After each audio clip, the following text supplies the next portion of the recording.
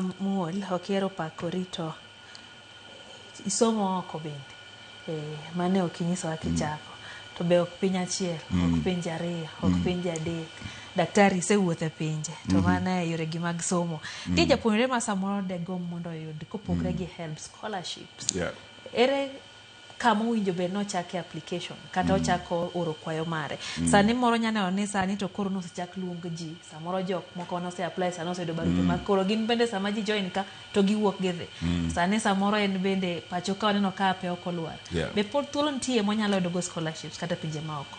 Erokamano Lydia. En adier ni asomo e Kenya ka kendo achaka asomo bende United States, asomo Harvard University matime rang'iny mamalo mag somo. Degree na mokwongo asomo University of Nairobi ka Kikuyu campus. To kendo nadhi gi scholarship. To kastocha kata mana na wuon kana tieko degree mokwongo kaendi. Ka na apply mokwongo mondo adhi oko madhi Harvard ne gimi admission ok gimi full scholarship manyiso ni samoro achiwo story ne jogo ma gombo no dhi oko samoro ok ochuno ni ki apply dichiel to nyaka yude higa mano nego be nadonjo ne ok adonjo appeal ne gimeda koro gimi full scholarship madhi masomo matieko to higa no bende apply Oslo University. Ere kaka nibedo gi paro mar apply inyiso ni ai gweng kocha to ma Harvard ma ok university mora daktari mano achiel kuom kunde go mamalo mogik diponi university emano omilai mar tudruok kodgi kosere kaka ni chopo stocha and my ndio dichiwo mokwongo mawache story ni University of Nairobi kana donjoe to nadonje student leadership koro ne ane weche mag telo mag rowere to weche somo bende na mako motegno na wuok gi first class koro kisa mise wuok gi first class mitimo maber e sombi to koro kata professors ma untie godo sonu bende ne wantiere sonu bende ne wantie to koko kende mane wago igo koko teriek koko to wagoyo no riemba na bedo suspended ma thuolo moro bende bedo oko matin to ne nitiere professors moko kendo aparo the late Professor Okoth Kombo kama entie madichunyo Okoth Kombo ne linguistics and opuonja linguistics obedo siep kabisa koro sama international conferences biro to owacho ni nyathi moro nitie mopuonjo ka nyathini riek waluonge koro anakawo notes koro an rapporteur tabede owuotho tie professors gi Professor Chris Wanjala gene, Professor Mweseli gene, mage jo Professor Kukubo Barasa gene. Mago jo ma o bring up. Koro antie kanyo anetie gita kono tere anbe agombo mondo mi ambe chieng moro abede rang'eny ma untie.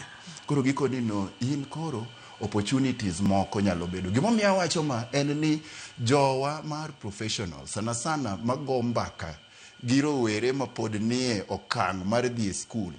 Onengo bed ni nyiso gi ni nitie opportunities moko.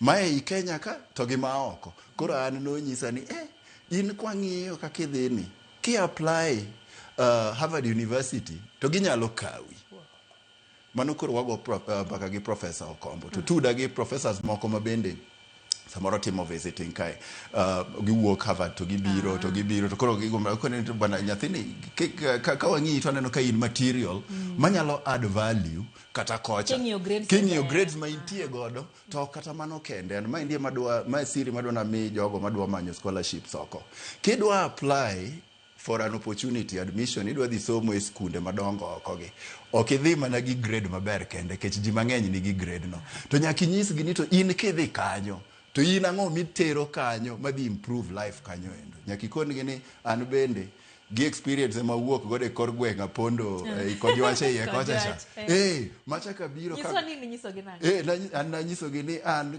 koro kaluwe gi kaka bedo brought up the cultural experiences masebedo godo komedore gi somo man basero gi leadership ma bende atemo matin kaene kumiya thuolo mitabiro mitasomo kono tadhi agomba koro wariwore ineno interaction machako mawacho cha interact gi nyithi wasunge makagi moa kuonde mopogore opogore I'm going to add value a social life not just academic life maka to un bende as an institution, ke institutions bende gombo ng'iyo talents kuonde ma gintiere. Un bende samu kawo talent moro Kenya ka from a village like mine, tutere yudo thuolo somo ka, udhi konyo Kenya, udhi konyo the world.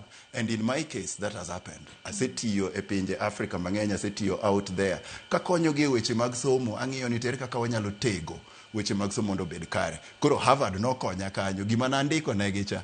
Sama ne pod atin ma ok na riambo. Nakono gini ka gipuonja kanyo, ka gimiya nafas adhi konyo ngima ma kanyo, tambe adhi konyo ngima mag oganda wa makoni endi in the future. Koro nyaki ler maler gima in bendi itero kanyo, ok mana ni an konya uru mondo ayud thuolo som kanyo endo. Nitie penjo mi penja ma direct. Adwa nyiso jowa magombo somo oko dhiure website mag universities. Ging'eni chien kacha ne gigi ok clear. Sani every university information nitie, qualifications medwa online. Inyalo timo anything online. And ne jowa ase wacho gani kaka ng'amo somo particularly for Harvard University antie gi thuolo mar ndiko recommendation ne nyithindo mo qualify. Okay. Mano opportunity magimiyo as alumni. Ma ka grade ber, grade nyaka bed maber. Ka grade ber, to in ng'ama is also na leadership track, to en baka mwanyalo keta gombo ni nyithi joluo mang'eny manyalo thuolo, not just Harvard University, universities ma oko kocha gichiwo scholarships mabeyo moloyo samoro manyalo yudore ka. Mane gima nyalo wacho. Ntiere tiegruok en achiel kae to kod